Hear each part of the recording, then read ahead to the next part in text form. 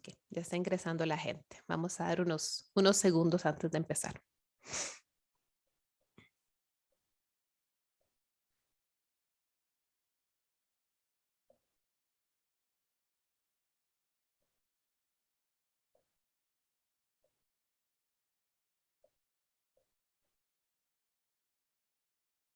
Supongo que cuando para el conteo ya entró toda la gente que está a la espera. Vamos a dar unos segundos más. Buenas noches a los que ya ingresaron.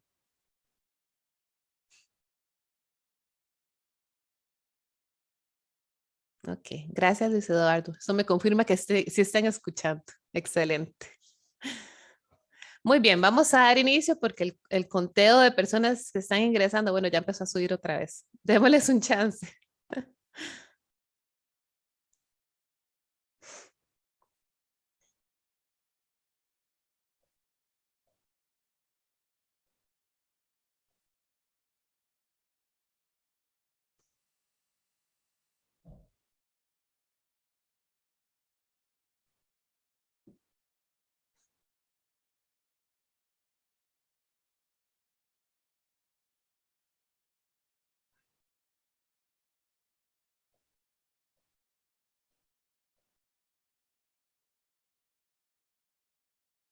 Ok, bueno, vamos a iniciar, yo creo. Buenas noches a todos los participantes, a todas las personas que decidieron unirse con nosotras en este momento. Es un placer para Lilian y para mí como organizadoras tenerlos por acá y darles esta pequeña introducción a un tema fascinante para nosotras y para muchas otras personas que conocen y ustedes esperamos que después de estas charlas, de este ciclo de conferencias puedan aprender un poco más sobre la microbiota y la salud. Yo les voy a compartir una pequeña presentación para darles las instrucciones de la actividad.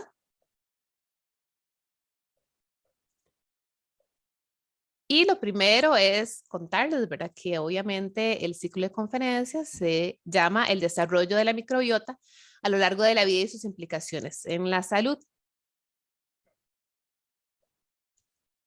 Como coordinadoras estamos Lilian Marín Arias, la doctora Lilian Marín Arias. Ella participa y tiene muchos años de estar trabajando en el proyecto Prolamanco y ahora somos colaboradoras en este proyecto de investigación de la composición de la leche humana. Ella es investigadora en el Instituto de Investigaciones de Salud. Y por mi parte, yo soy Rebeca Campos Sánchez.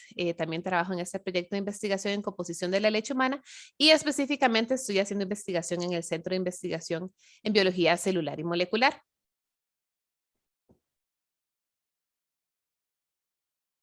Está un poco lento aquí. Tal vez unas reglas muy generales para este ciclo de conferencias. Bueno, ya les indiqué por correo ahora que sus cámaras y micrófonos van a estar apagados porque esta es una modalidad webinar, entonces vamos a estar escribiendo todas las preguntas que ustedes tengan en el chat. Ya algunos de ustedes han estado utilizando el chat, entonces vamos a tomar nota de todas estas preguntas para contestarlas al final del ciclo de hoy, por lo menos. Vamos a estar grabando estas conferencias para que sepan y los videos los vamos a estar poniendo, los vamos a poner a disposición. Posteriormente, todavía no hemos decidido en qué página en específico, pero les vamos a compartir obviamente los links de cada uno de estos videos. Como les mencionamos, quienes deseen recibir un certificado de asistencia digital deben obligatoriamente asistir a estas 4 charlas, o sea, es una por semana durante el mes de mayo. Y al final de las charlas vamos a poner un link a un formulario de asistencia que va a estar disponible uno cada semana que demos una charla. Y unas semanas después, nosotros les estaríamos enviando a su correo este certificado. Entonces, el correo supongo que está correcto porque les llegó esta invitación, ¿verdad? Con el link de las conferencias para que ustedes estén atentos a cada una de de estos correos. Y el objetivo de esta actividad en particular es exponer a la comunidad a esta información actualizada sobre el desarrollo de la microbiota humana en cada etapa de la vida y su importancia en la salud general. Es increíble, como les decía al inicio, la importancia que tiene este montón de microorganismos que viven con nosotros y dentro de nosotros. Y es tan increíble su función que inclusive desde el útero empiezan estos microorganismos a funcionar y ayudar a nuestro desarrollo. Entonces, la idea es que podamos ver desde el inicio, en las etapas más tempranas de la vida, cómo ese microbioma se va formando en etapas posteriores, durante la infancia, luego en la edad adulta y en el envejecimiento, el papel que tiene este microbioma o la microbiota en el desarrollo de los seres humanos. Y la idea no es verlo solo desde la parte negativa, ¿verdad? Porque muchas veces lo hemos asociado con enfermedades, sino cómo nosotros también podemos protegerlo, porque ellos son parte, esas bacterias, esos microorganismos son parte de nosotros y debemos cuidarlos desde las etapas tempranas y en cada una de las etapas de la vida. Entonces, la idea es que ustedes salgan después de estas 4 charlas con una perspectiva muy amplia de lo que es la microbiota, cómo protegerla y específicamente cómo podemos utilizarla para nuestro beneficio y obviamente para transmitir este conocimiento a otras personas. Entonces, en nuestro calendario tenemos el día de hoy a la doctora María Fernanda Johanning, quien nos va a hablar de las generalidades de la microbiota humana. La próxima semana yo les voy a estar hablando sobre la microbiota humana en los primeros años de la vida. El 18 de mayo, la doctora Lilian Marín va a estar hablando de la protección de la microbiota en la etapa de la adultez. Y el 25 de mayo vamos a hablar del proceso de envejecimiento y los cambios en la microbiota a cargo del doctor Adrián Pinto Tomás. Les agradecemos por su participación y ahorita les voy a dar un poquitito más de información de la doctora Johanning, quien es nuestra panelista en el día de hoy. La doctora María Fernanda Johanning Vargas es doctora de profesión, obviamente, y en este momento está trabajando como coordinadora médica de la Unidad de Servicios de Salud de la sede regional de Guanacaste y ha entrado a aprender más de este tema por una experiencia personal, lo cual es algo muy bonito y yo creo que también es la motivación de muchos de nosotros. Ella tiene una maestría en Administración de Servicios de Salud Sostenible, con énfasis en Gerencia de la Salud de la UNED, una maestría en Cuidados Paliativos de la Universidad Santa Paula y la licenciatura en Medicina y Cirugía de la Universidad de Costa Rica. Entonces le damos muchas gracias a la doctora María Fernanda Johanning por acompañarnos en esta noche y a todos ustedes nuevamente. Entonces le vamos a dar el pase a la doctora Johanning.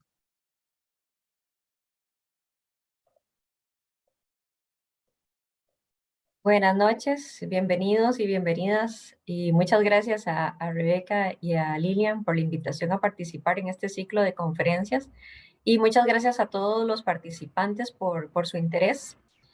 Voy a empezar, ¿verdad? Para que podamos aprovechar bien el tiempo. Voy a compartir la pantalla, tengo una presentación pequeñita, pero espero que sea muy provechosa. El tema de hoy, el que nos convoca, es sobre las generalidades de la microbiota humana. Y aquí tenemos que arrancar diciendo que para los anatomistas, para los especialistas en anatomía, hace unas 2 décadas, unos 20 años, que en medicina es relativamente poco tiempo, nos vienen a decir que hay un nuevo órgano. Y se creía que ya nosotros conocíamos todo lo relacionado con el cuerpo humano, todos los órganos, su funcionamiento, sus relaciones, todo en detalle, y ahora vienen estos especialistas a decirnos que no, que resulta que descubrieron y describieron un nuevo órgano. Es importante considerar que para que un órgano sea un órgano, va a tener que cumplir con al menos 4 características. La primera, producir sustancias. La segunda, relacionarse con los demás órganos del cuerpo. La tercera, ser importante para la vida. Y la cuarta, estar inmerso en sistema de conexiones con otros órganos. A este nuevo órgano lo denominaron holobioma. Y el holobioma, pues es todos los microorganismos, riquecias, virus, bacterias que viven con nosotros. Como decía Rebeca, desde el nacimiento hasta nuestra edad de adulto joven, adulto mayor, vamos a tener una serie de microorganismos viviendo con nosotros, formando parte integral de nuestro cuerpo y ayudándonos también en el funcionamiento adecuado de sus órganos. Si vemos acá en la imagen, vamos a tener, por ejemplo, en boca, nariz y faringe, tenemos especies de Candida albicans, Streptococcus viridans, vamos a tener en piel Staphylococcus epidermidis, Staphylococcus hemolyticus, a nivel de tracto urogenital, ureoplasma, Corynebacterium, y en la imagen se ve más resaltado lo que nos convoca hoy, que es el tracto gastrointestinal formado por estómago, intestino delgado, intestino grueso, en donde vamos a encontrar una mayor variedad y cantidad de esos microorganismos. La microbiota intestinal, todo este conjunto de microorganismos pesa 2 kilos. Si lo comparamos con el peso del cerebro, el cerebro pesa 1,5 kilos, el hígado 2 kilos, entonces realmente es un órgano pesado y que está distribuido en su mayoría en el tracto gastrointestinal, pero también forma parte, como lo vemos aquí en la imagen, de nuestra piel y de cavidades. Es importante ver que aunque el descubrimiento o la descripción de este nuevo órgano es relativamente reciente, puesto que 2 décadas no es mucho tiempo, desde el año 400 a.C., Hipócrates dio importancia a ese tracto gastrointestinal mencionando que la muerte está en los intestinos y la mala digestión es la raíz de todo mal. Y ahora los científicos le dan la razón a esta afirmación, puesto que se ha encontrado una relación importante en el origen de enfermedades degenerativas, enfermedades de trastornos de conducta que tienen que ver precisamente con el equilibrio que puede existir entre esa microbiota, entre esos microorganismos que habitan con nosotros y lo que nos aportan en cuanto al funcionamiento, a permitir ese funcionamiento adecuado. Entonces, de nuevo, el holobioma, ¿verdad? Es ese nuevo órgano y lo que vamos a tratar ahorita es la microbiota intestinal. Es interesante también conocer o darnos cuenta de que esa relación del ser humano con los microorganismos que habitan en él se ha multiplicado en los últimos años. El hecho de que hoy estemos tantas personas convocadas, interesadas en el tema, es una muestra de precisamente la relevancia que ha cobrado en esta materia, ¿verdad? No solo en el campo de la salud o de las ciencias de la salud, aquí también tenemos participantes de otras disciplinas, que puede ser por experiencia personal o por simplemente querer ampliar el conocimiento más allá de su disciplina. Estos seres vivos no son simplemente flora intestinal, como en algún momento se creyó, no se consideran ya simples comensales. Ahora sabemos que interaccionan con nosotros, que producen sustancias y que nos contribuyen en una serie de fenómenos de absorción y de protección de barrera. Entonces, los humanos se puede considerar que somos superorganismos gobernados en parte por esos microorganismos que hospedamos, que están viviendo con nosotros, que son una parte fundamental de nuestra misma constitución. En esta imagen quería destacar en estas definiciones 4 definiciones importantes. El concepto de microbiota, como les decía, es la comunidad de microorganismos vivos residentes en un nicho ecológico. En el caso de nosotros, ¿verdad? Del ser humano, pues el nicho ecológico sería el cuerpo humano. El microbioma va a ser ese conjunto de microorganismos, sus genes y sus metabolitos. Y aquí le agregamos un elemento más, la genética y los metabolitos que produce esos microorganismos. Y entonces el microbioma humano van a ser los microorganismos, los genes y los metabolitos del cuerpo humano que se encuentran en los 4 sistemas que habíamos visto, el gastrointestinal, genitourinario, respiratorio y piel. Y la disbiosis, que es otra de los elementos o conceptos importantes de tener claros, va a ser la alteración de esa microbiota intestinal y la respuesta adversa del hospedero a esos cambios. El hospedero siendo nosotros, ¿verdad? El ser humano. Y en la imagen de aquí, de la derecha, vamos a ver que esa microbiota que reside en el intestino humano es de las poblaciones más densamente pobladas que conocemos. Es incluso más abundante y más variada que la microbiota que podemos encontrar en el suelo, en el subsuelo y en los océanos, como para que nos demos una idea de la importancia y de la gran variedad que tienen estos microorganismos.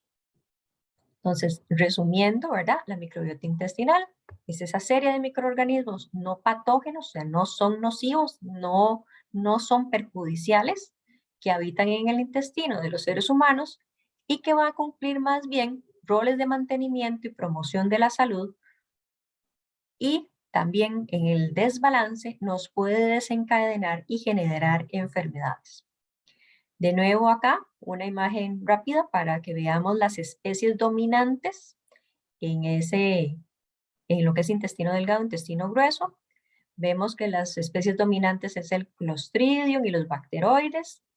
Especies raras que podemos encontrar está el Streptococo, la Escherichia coli y algunas especies que son transitorias como las levaduras y las bacterias lácticas que se encargan de acidificarnos ese medio.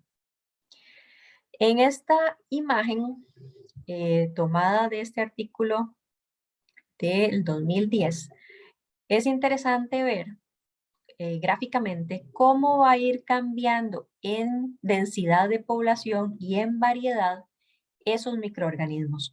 Si partimos del inicio del tracto gastrointestinal proximal, ¿verdad? A nivel de estómago, tenemos Lactobacillus, Veillonella y el famoso Helicobacter, que ha estado relacionado, el Helicobacter pylori, con el génesis o como uno de los factores que nos pueden producir cáncer gástrico.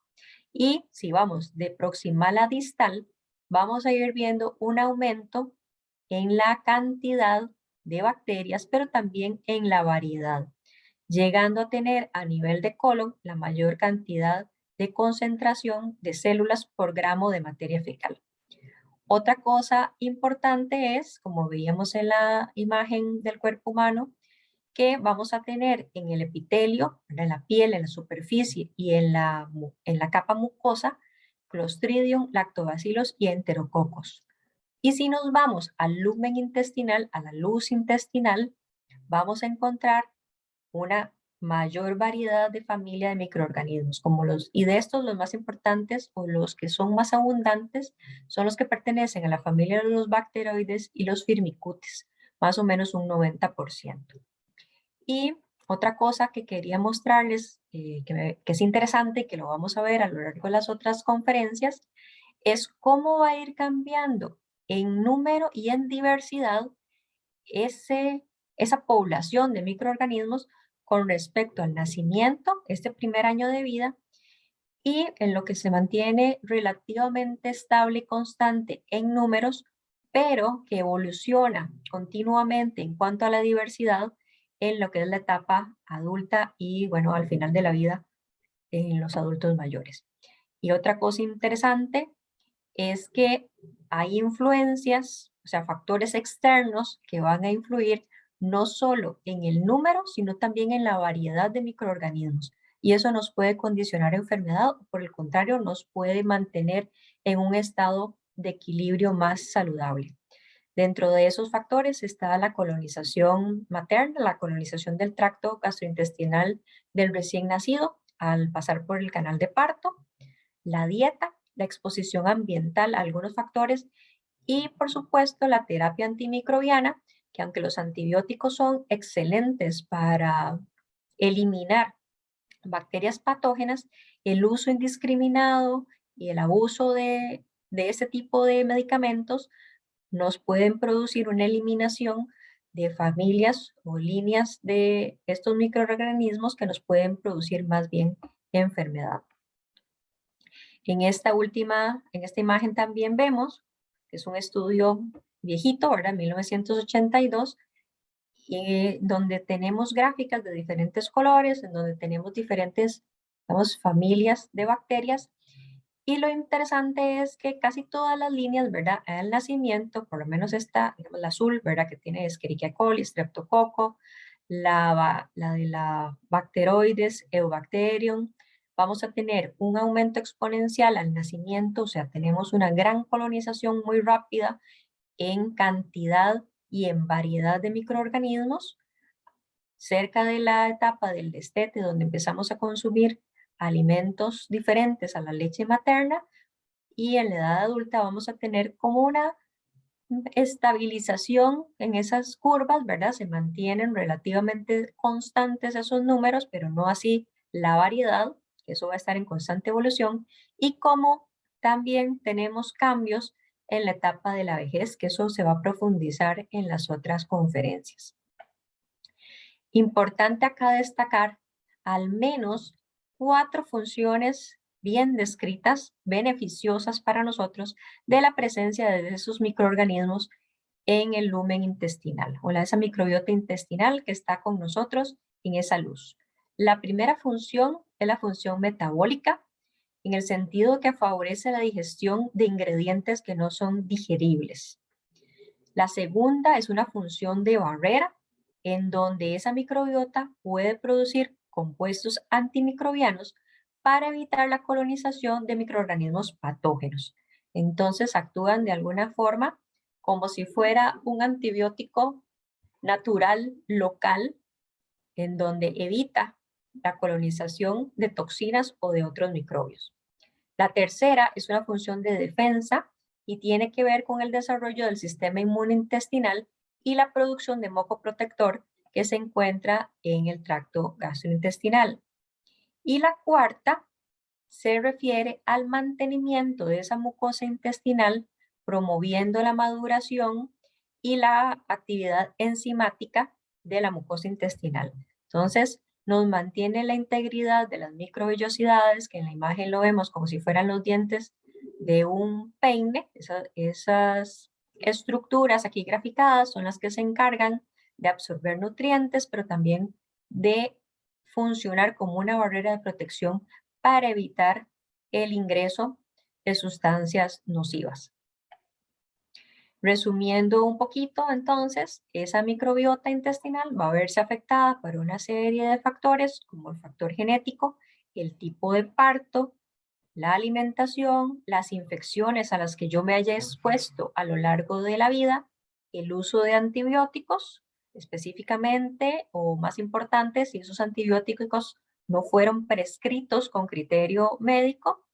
Muchas veces, por lo menos en Costa Rica, se tiene la costumbre de que cualquier cuadro viral, ¿verdad?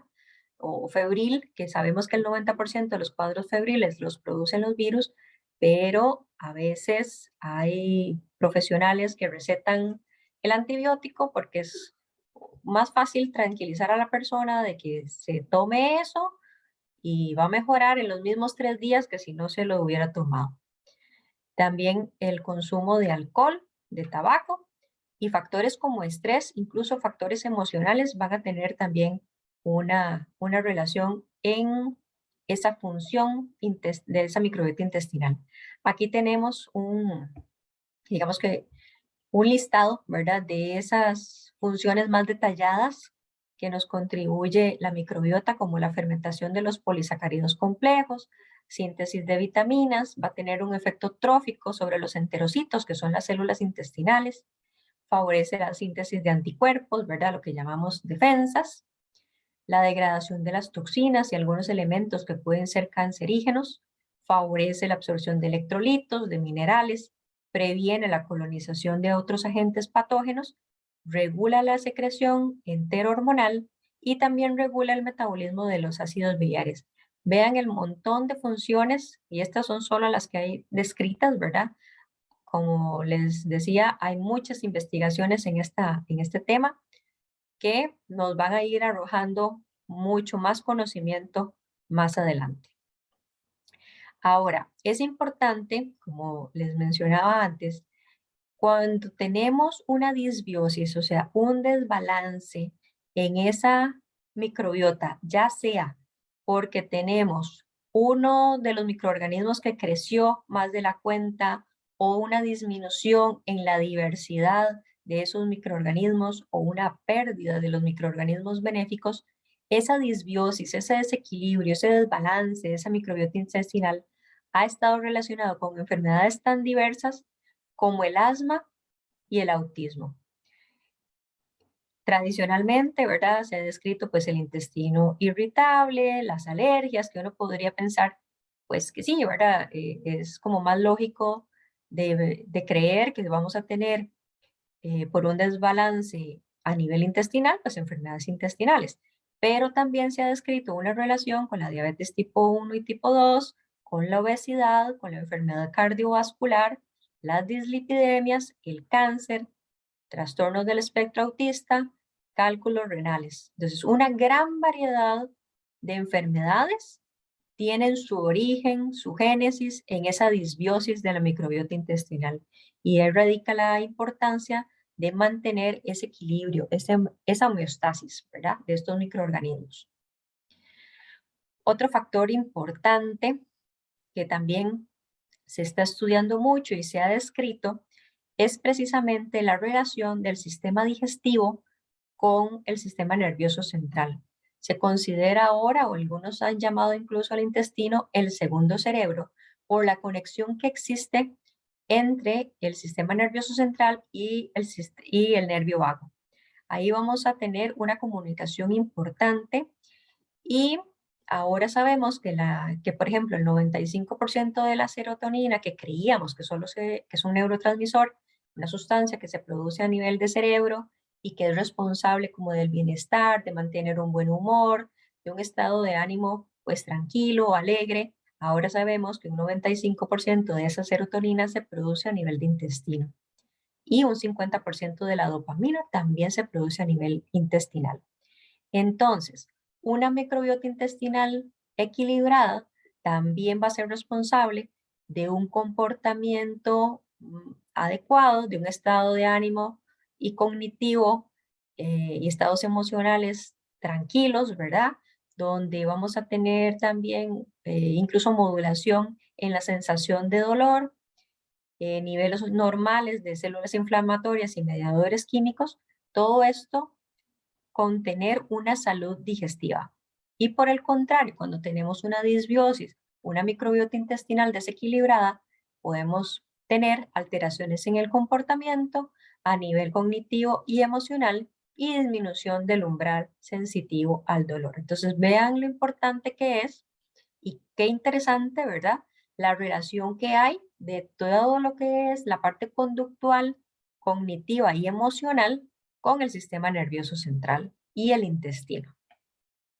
Ahora, ¿cómo podemos fortalecer ese holobioma?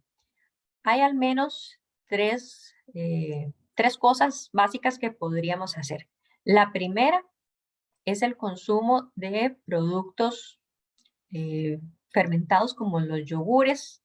Aquí tenemos en esta imagen el yogur natural, ¿verdad? Los quesos. La otra son los encurtidos, todo lo que nos produzca fermento, la famosa chilera o los pepinillos en vinagre o el repollo también en vinagre. Todo ese tipo de conservas, de encurtidos, son un alimento maravilloso para fomentar ese crecimiento bacteriano en cantidad y en diversidad. Y la otra cosa importante que también se ha descrito es el consumo de productos vegetales producidos en nuestro país de residencia.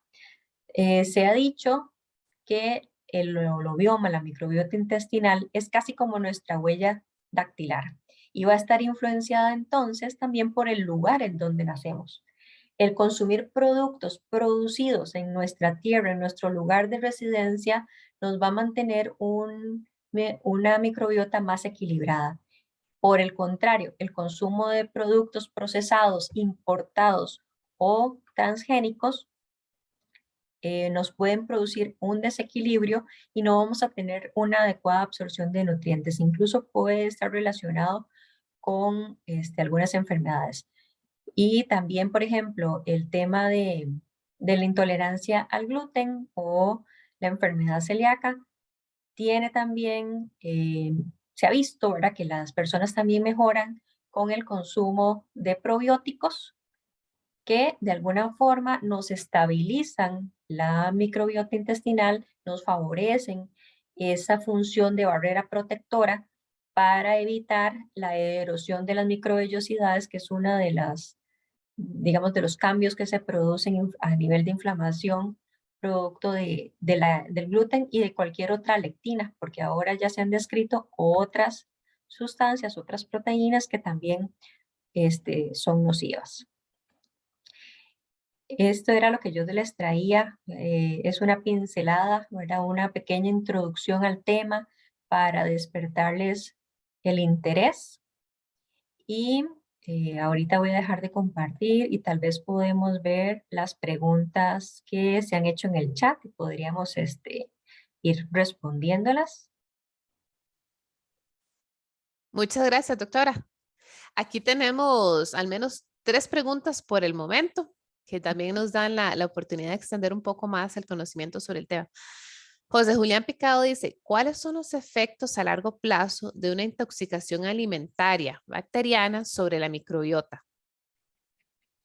Bueno, en principio, esa intoxicación, ¿verdad? Lo que nos va a llegar es a competir con esas bacterias beneficiosas. Entonces, lo que se produce es esa disbiosis. Vamos a tener una reducción en el número de las bacterias, de los microorganismos beneficiosos. Incluso podría ser que esos patógenos, ¿verdad? Lleguen a aumentar tanto en número que nos desplazan a las colonias normales y benéficas. Y entonces incluso a veces, por ejemplo, en el caso de la bacteria del Clostridium perfringens, que es una de las que produce enfermedades diarreicas muy agudas, ¿verdad? Muy difícil de tratar, que incluso necesitamos dar antibióticos específicos contra el Clostridium. Ahí tenemos casi que un barrido de todos los microorganismos normales, habitantes normales del intestino, y ese desplazamiento es como si tuviéramos como si se hubiera hecho una chapia de zacate, ya nos queda en tierra ese intestino, y al estar sin microvellosidades, sin microorganismos que nos ayuden a absorber los nutrientes, entonces tenemos fenómenos incluso de malnutrición y hasta deshidratación, y necesitamos no solo matar entonces al patógeno con antibióticos específicos, sino después recolonizar o repoblar con las bacterias originales. ¿Cómo hacemos eso? Con los probióticos, con los prebióticos o con los alimentos, como les mencionaba, ¿verdad? Como los yogures, los encurtidos, los vegetales, ese tipo de productos. Muchas gracias. Otra pregunta, Mónica Sotelo Angulo dice, ¿han encontrado alguna relación con enfermedades como la fibromialgia?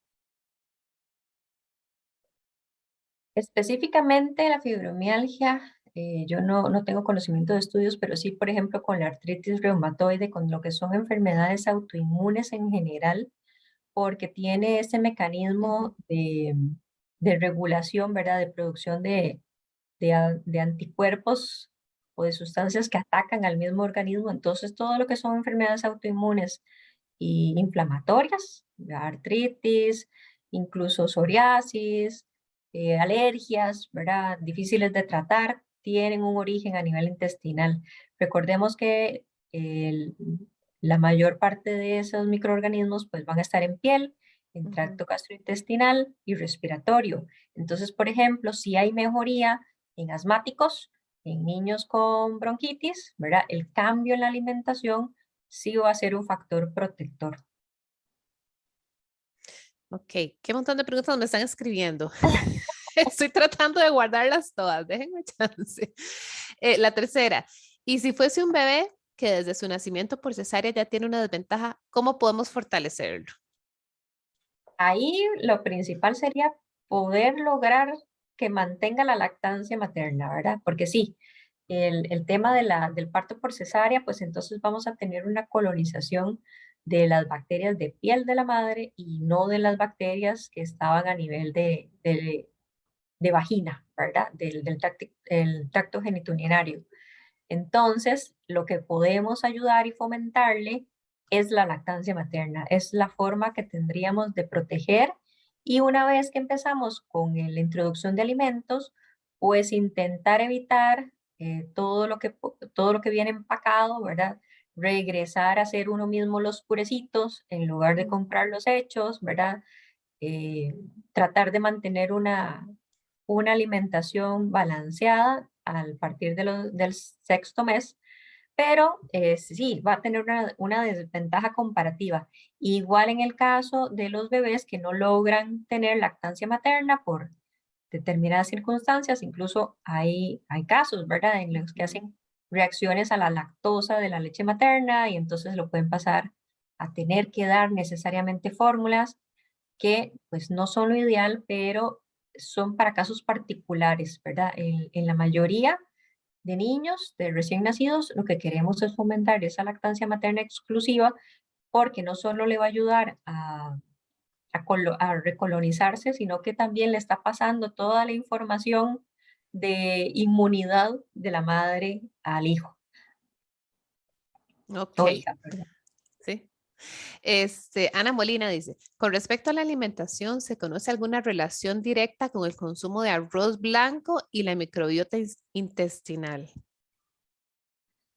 Bueno, con el consumo de arroz blanco específicamente, no, pero sí, por ejemplo, hay una relación con los productos integrales, porque los productos integrales que han sido muy populares por el tema de que aportan más fibra y que dan más saciedad y todo esto, resulta que ahora se ha descubierto que la cascarita que no se le quita al Ujú. arroz integral o al producto integral tiene un alto contenido de lectinas, que son proteínas que nos producen más inflamación y al tener más inflamación va a ser más difícil de digerir y sí nos pueden alterar la variedad de microbiota intestinal. Entonces, en sí, el arroz blanco, no, pero los productos integrales sí, o los productos que tienen lectinas, ¿verdad? Que son estas proteínas que se están también descubriendo. La primera, digamos, que le pusimos nombre fue el gluten, que es ahorita la más famosa, pero hay otras, ¿verdad? Que están, por ejemplo, en los productos integrales,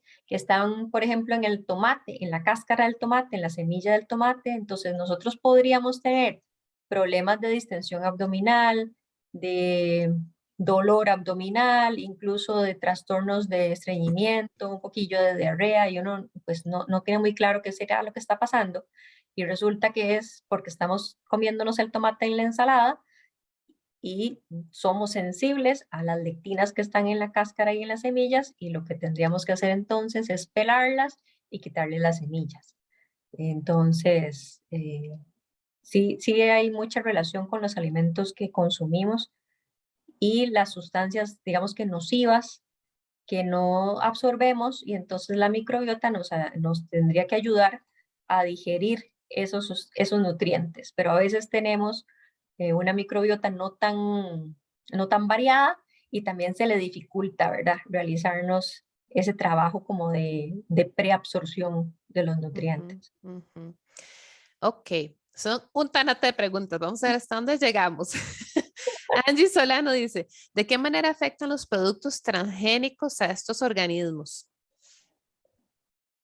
Vamos a ver, el, el tema no los afecta, digamos que a ellos, nos afecta a nosotros, porque vamos a ver, no es que hay una lucha de los productos transgénicos con la microbiota intestinal, pero puede variarnos la variedad de microbiota. De alguna forma estamos seleccionando microorganismos y como lo veíamos en ese desequilibrio, ¿verdad? No es solo que tenemos menor número, como puede pasar en una enfermedad diarreica, que eso lo puede producir hasta un virus, ¿verdad? Un rotavirus nos produce una diarrea, tenemos un lavado, entre comillas, de esos microorganismos y nos cuesta absorber ciertos nutrientes. Los productos transgénicos van a también competir con esa microbiota y a seleccionar algunas de las bacterias. Incluso pueden matarnos a las bacterias, a los microorganismos más beneficiosos. Y entonces ahí empiezan otra vez los problemas, sobre todo lo que más se manifiesta es en problemas tipo colitis, ¿verdad? Distensión abdominal, flatulencia, un poquito de náuseas, a veces incluso como esa sensación de llenura, de distensión después de algunos alimentos. Ok. Viviana Molina dice, un desequilibrio en la microbiota del intestino puede hacer que una persona aumente de peso. Sí, sí, definitivamente sí, porque está relacionado con ese proceso inflamatorio. Un desequilibrio en la microbiota nos está generando una inflamación a todo nivel. no solo digestivo. También podemos tener inflamación de las articulaciones, o sea, podemos tener artralgias, mialgias, y es por un problema intestinal. Entonces sí puede aumentar de peso, va a haber retención de líquido, la persona está inflamada toda, ¿verdad? No solo a nivel intestinal. Ok. Victoria Zúñiga pregunta, ¿cuáles podrían ser buenas fuentes de probióticos para personas intolerantes a la lactosa? Para personas intolerantes a la lactosa, pensamos en los productos a base de cabra, queso de cabra, yogur de cabra, y podríamos usarlos encurtidos, ¿verdad? Que uno los puede preparar, las vinagretas, las chileras, el chile, la zanahoria, la cebolla, en vinagreta, el repollo, por ejemplo, el sauerkraut, que es una comida muy popular en Alemania, es ese repollo agrio que uno puede buscar ahí en internet, hay recetas para prepararlo fácil. Es una forma de obtener los probióticos a través de productos que no sean lácteos, ¿verdad? Que no sean lácteos tradicionales de leche de vaca. Sí, yo voy a meter ahí la cuchara también. La kombucha, si la han escuchado, y el kefir, pero que no estén hechos a base de lácteos. También una es una bebida a base de té y la otra son también como unos bacilitos que pueden consumir azúcar. Otra pregunta.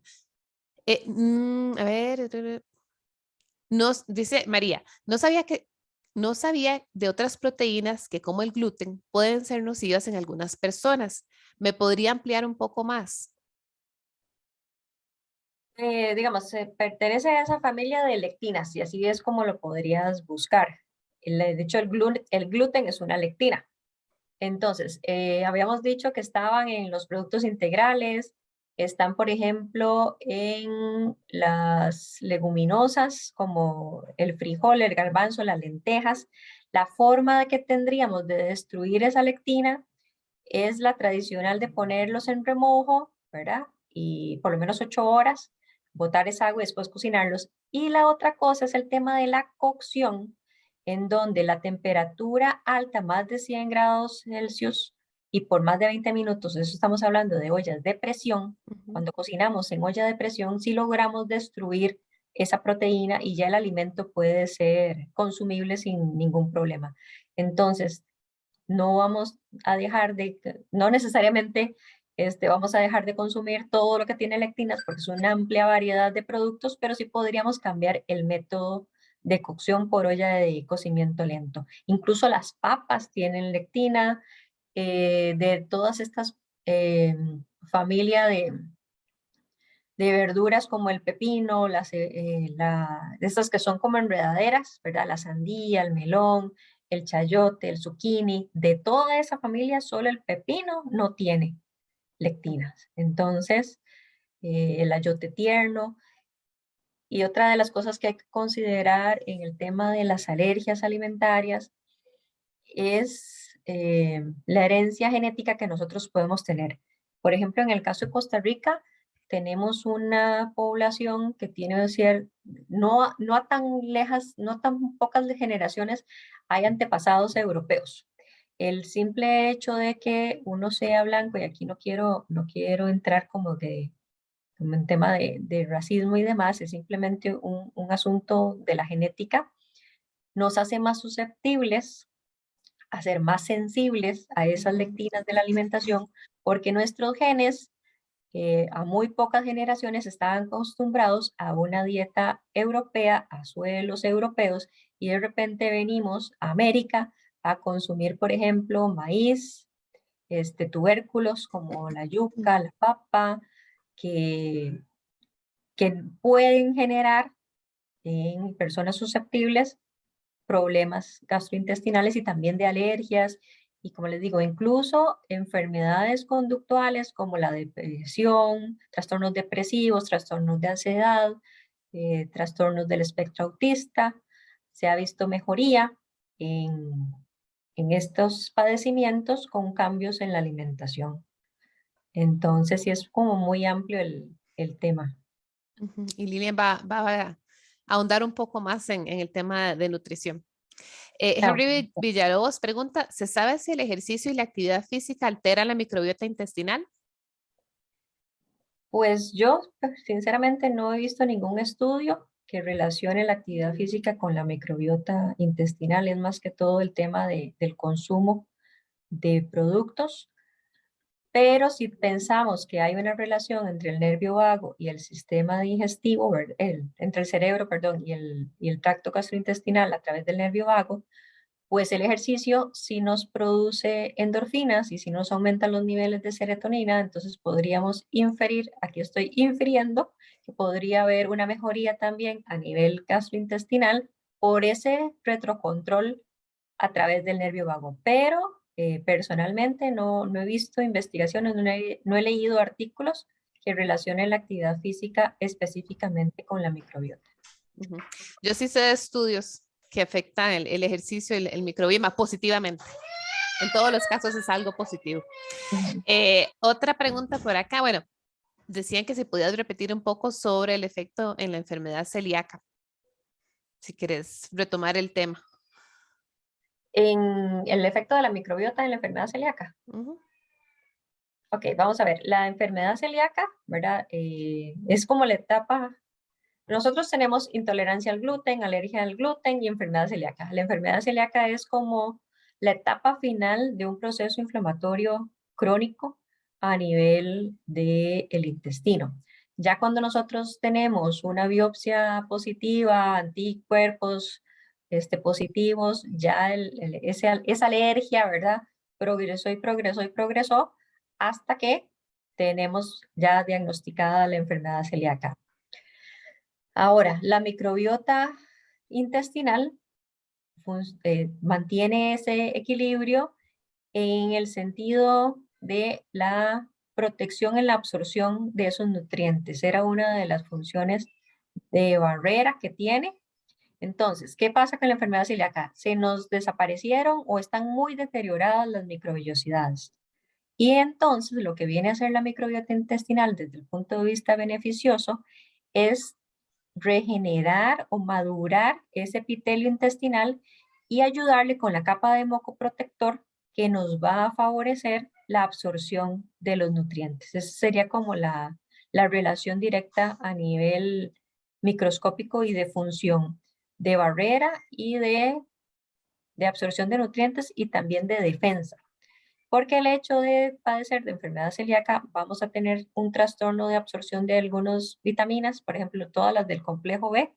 Generalmente hay que darles un suplemento, ¿verdad? Intramuscular, no oral, porque finalmente oral no lo vamos a absorber.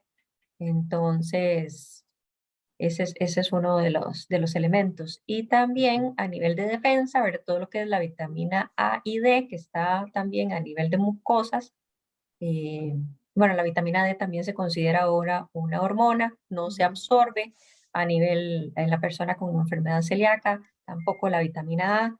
Entonces, si nosotros, por ejemplo, consumiéramos probióticos o consumiéramos kombucha, kéfir, yogur, encurtidos, favorecemos ese crecimiento bacteriano para ayudarle a esa barrera intestinal a cumplir con su función de una mejor manera. Entonces mejoraríamos los síntomas de la enfermedad celíaca.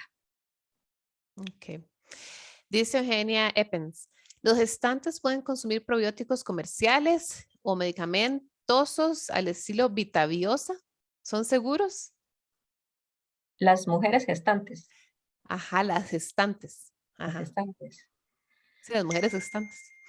Pues sí, porque digamos, los probióticos son vienen, ¿cómo es que se dice? Lisados, ¿verdad? Los probióticos no van a ser compuestos que van a ser nocivos, ¿verdad? Es como si tomáramos vitaminas. Igual el cuerpo va a absorber lo que necesita y el resto que no se usa va a terminar en la materia fecal. Entonces no hay ninguna contraindicación. Ok, aquí viene un caso. Dice Laura Montero. Eh, a quienes tuvimos hijos por cesárea, no nos dijeron antes nada de eso. Hasta que llevé a mi hijo con el pediatra, nos comentó que los problemas respiratorios de él vienen en parte por nacer por la cesárea. ¿Cómo puedo hacer para mejorar su estado? No es crítico, pero ha tenido que ser hospitalizado por asma. Ok, bueno, el asma, por ser una enfermedad inflamatoria, ahí tendríamos que dos cosas, la alimentación y la actividad física. A veces, ¿verdad? Pues nos da miedo como mamás que el chiquito haga ejercicio porque se agita y porque se va a tener más dificultad respiratoria. Pero el ejercicio nos va a ayudar a mejorar esa capacidad pulmonar. Entonces, sí es importante que practique alguna actividad que le guste y con el tema de la alimentación, pues procurar evitar los alimentos comerciales, los alimentos que vienen ultraprocesados, ultra refinados, preferir los vegetales de la feria en lugar de comprar los que vienen empacados, envasados, ya precortados, porque sí hay una diferencia en la calidad de los nutrientes. Entonces, de alguna forma, al consumir productos locales, ¿verdad? De producción nacional, le vamos a favorecer una microbiota más balanceada, más de acorde con el hecho incluso de que sea un niño costarricense, ¿verdad? Que los microorganismos van a variar de un país al otro. Si alguno ha tenido la oportunidad de viajar, a veces uno se enferma en otro país y siempre le echa la culpa al agua. Y es simplemente que estamos cambiando de los productos que estamos consumiendo, estamos ingiriendo otro tipo de microorganismos y eso nos produce un desbalance que se manifiesta como la famosa diarrea del viajero y que le echamos la culpa al fresco de piña que nos tomamos en una soda, ya le echamos la culpa a eso. Igual nos hubiera pasado si hubiésemos tomado agua embotellada y comido del restaurante. Es simplemente por ese cambio de, de ambiente, ¿verdad? De los microorganismos que estamos consumiendo. Ujú.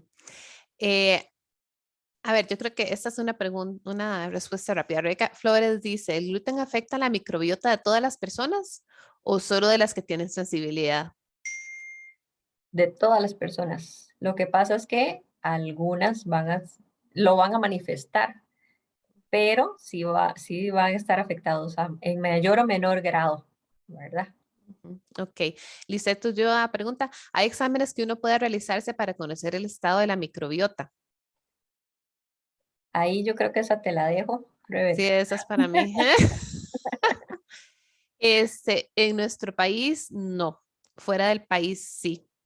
Hay pruebas que se pueden hacer que son bastante completas, inclusive muy enfocadas a salud.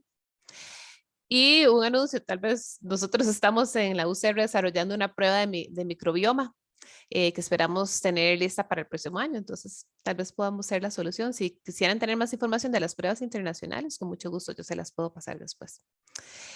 Eh, esta no entiendo la pregunta, así que voy a pasar a la siguiente. ¿Cómo se relaciona la depresión con la disbiosis? ¿Perdón? ¿Cómo se relaciona la depresión con la disbiosis? Ok. Igual como podríamos tener en ese desequilibrio de la microbiota, ¿verdad? No solo vamos a tener un problema, digamos que local de absorción de nutrientes, sino también entonces de producción de serotonina, que es ese neurotransmisor que está relacionado con ese estado, digamos que más alegre y más estable. Entonces, si ustedes se ponen a ver, la mayoría de medicamentos antidepresivos son inhibidores de la recaptura de serotonina. ¿Qué significa eso? Que la serotonina que yo produzco y que mi cerebro está usando en las conexiones neuronales, el medicamento lo que hace es retardar el reciclaje de esa molécula de serotonina, mantenerlo en contacto entre una neurona y otra para que el efecto nos dure más tiempo. Entonces, como habíamos visto, el intestino está relacionado en la producción de serotonina. Entonces, si yo tengo mayor cantidad de serotonina que me la puede producir la microbiota intestinal, voy a tener un estado de ánimo más estable, más equilibrado, mejor humor. Y al contrario, si yo tengo una disbiosis de la microbiota intestinal, esa microbiota no me está produciendo la serotonina, que mi cerebro necesita para mantener ese estado de ánimo estable. Entonces, la persona está más triste, triste, deprimida, incluso puede tener intolerancia al frío, ¿verdad? Como que baja un poquito la temperatura corporal, ¿verdad? Y todos los síntomas clásicos de la depresión, incluso aislamiento social, ¿verdad? Es una persona que no quiere compartir, que no quiere salir, que quiere estar encerrada. Entonces, esa es la relación directa y súper importante de esa disbiosis con la producción de serotonina. Igual pasa con el tema de la ansiedad, ¿verdad? Que es como las dos Ujú. caras de las enfermedades o de los trastornos mentales, la depresión y la ansiedad. Las dos están relacionadas con los niveles de serotonina y también de dopamina. Entonces, igual nosotros incluso podríamos tener como terapia coadyuvante a un trastorno depresivo probióticos o cambios en la alimentación para que esa persona produce más serotonina y se empieza a sentir mejor y ya podemos empezar con todo el resto de abordaje de terapia psicológica, terapia cognitivo-conductual o encontrarle la raíz de si es un evento desencadenante, un evento, detectar si fue un evento externo lo que generó esa depresión o en el caso, por ejemplo, de un duelo, ¿verdad? Todo lo que nos baje los niveles de serotonina, nosotros los podríamos mejorar con mejorar la microbiota intestinal. Ok. Creo que solo vamos a hacer una pregunta más, porque hay como 20 más. Entonces, para que no se desanimen, todas las demás que estamos tomando nota, Lilian está tomando nota de las del Q&A, yo estoy tomando las del chat, las vamos a responder por correo electrónico, ¿ok? Para que todos tengan las respuestas a las preguntas. O tal vez podamos hacer un videillo por aparte, María Fernanda, con las respuestas, solo nosotras dos, con las preguntas y las respuestas, para los que no tienen chance de leer, por lo menos lo escuchen. La última pregunta, Laura Brenes dice, ¿podría comentarnos las experiencias en nuestro país con respecto a los trasplantes fecales? Bueno, no sé si en la experiencia en Costa Rica yo no la conozco, no sé si Rebeca sí tiene más, que está metida en esta parte de la investigación. Sí sé que es efectivo, ¿verdad? Que se han hecho en otros países teniéndose muy buenos resultados. No sé si ya lo están haciendo a nivel de clínica o simplemente está en la fase investigativa. Entonces, esa sí Sí, te la... sí, lo hacen solo para casos muy, muy, muy específicos, sé de Hospital de Niños y del Blanco Cervantes, y específicamente, o la mayoría de los casos, para infecciones con Clostridium difficile. Entonces es que es bien complejo seleccionar los donadores. Ese es el problema más grande. A nivel de otros países, este proceso de trasplante fecal se hace de una forma más, ¿cómo lo puedo decir? No tan rudimentaria, ¿verdad? Porque para los que no saben qué es el trasplante fecal, básicamente es que se procesa, ¿verdad? Y se filtra y eh, se trata de extraer únicamente los microorganismos para hacerle transparente a la persona, ¿verdad? Entonces muchas veces lo hacen a través del ano o en algunos casos por pastillitas, ¿verdad? Entonces en algunos países es más fácil hacer estos procesos. En nuestro país tengo entendido que es a lo feo, feo, ¿verdad? Imagínense lo terrible, pero sí funciona, sí funciona. Entonces, y se hace solo en ciertos casos, ¿verdad? En ciertos casos muy, muy específicos. Pero ese es el conocimiento que tengo yo del tema. Voy a terminar de copiar estas preguntas. Como les digo, probablemente las vamos a estar respondiendo por el chat o inclusive en las charlas de las próximas semanas puede ser que se aclaren algunas de estas dudas. Solo para concluir, ya no escriba más preguntas, por favor. Vamos a poner únicamente el link de participación de la charla del día de hoy. Recuerden que los que quieren recibir este certificado de participación tienen que llenarlo, porfa, llénenlo hoy en la próxima media hora, no sé, apenas es nada más poner su nombre, correo electrónico y ya. Entonces, Lilian nos va a hacer el favor de ponerlo ahí en el chat. Muchísimas gracias por su participación. Han sido un grupo excelente. Me fascina el interés que han mostrado y esperamos en las próximas semanas ir aclarando ciertas dudas. Inviten a más gente. Tal vez no se puedan ganar el certificado, Rebeca, pero el tema es de gran relevancia. Lilian. Rebeca, sí, tengo aquí una pregunta entre las muchas en este bloque de preguntas y respuestas. Hay una de Patricia Barrios, y pregunta que si tiene un límite de uso los probióticos para no alterar en exceso la microbiota. Pensando en tratamiento o digamos desde el punto de vista así profiláctico, Pues no no nos dice. indica, nada más dice eso. Pues es que igual, ¿verdad? Como son microorganismos que están, lo que vamos a hacer es ir a colonizar y eso va a tener una vida útil determinada.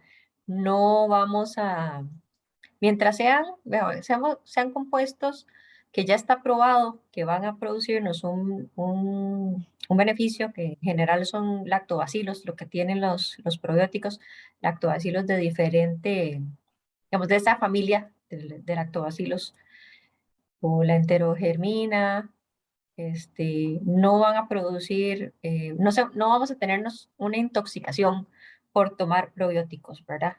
No va a producir un desplazamiento de las colonias saludables, más bien va a llegar a contribuir en variedad y en cantidad con los microorganismos que ya habitan en el intestino de la persona. Ok, muchas gracias. Ya, Lilian, ¿querés dar la conclusión del día de hoy? nada más para indicarles que en este momento ya se encuentra en el chat el vínculo para firmar la asistencia. Entren de una vez antes de que cerremos la sesión. Yo le quiero agradecer a la doctora Johanning por la explicación tan clara y realmente esto fue una introducción. Prepárense para las próximas semanas. Lilian, ¿puedo volver a compartir el link? Dejen de escribir porfa en el chat porque si no, no van a encontrarlo. Ahí está. Ya. No escriban más. Como les digo, es una introducción. Las próximas semanas vamos a profundizar más en el tema y que tengan una buena noche. Realmente ha sido una excelente actividad. Gracias, Fernanda. Gracias, Lilian. Y Dice que gracias a siguen sin todos. verse, Muchas gracias. Rebeca. Ok, No sé, entonces ve a ver si puede, vamos. porque yo Voy no. a ponerlo a un. ¿Qué le manda? Ok, voy a escribirlo yo. Ok, listo. Ahí se lo envía a todos. Dice formulario de asistencia. Ok, ya lo están viendo. Ok, listo. Voy a volverlo a pegar por aquello.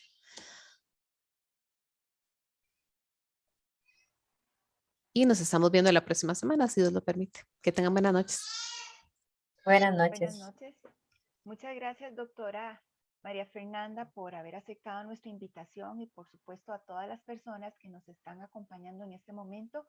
Hay muchas personas fuera de Costa Rica, vi que por ahí nos saludaron desde Argentina y Honduras, tal vez hayan otras personas que están en otros lugares, pero no lo pudieron colocar, pero sí sabemos que hay personas fuera de Costa Rica y por supuesto, pues por horario también sabemos que hay personas que están en otro horario. Así que les agradecemos mucho, no sin antes, pues invitarlos a que nos acompañen la otra semana a la misma hora, el próximo viernes a las 7 de la tarde, para poder continuar con este ciclo de conferencias que busca, como dijimos, es pues dar una orientación sobre este tema tan único y tan importante para la salud de las personas. Agradecemos su asistencia y pues pasen buenas noches.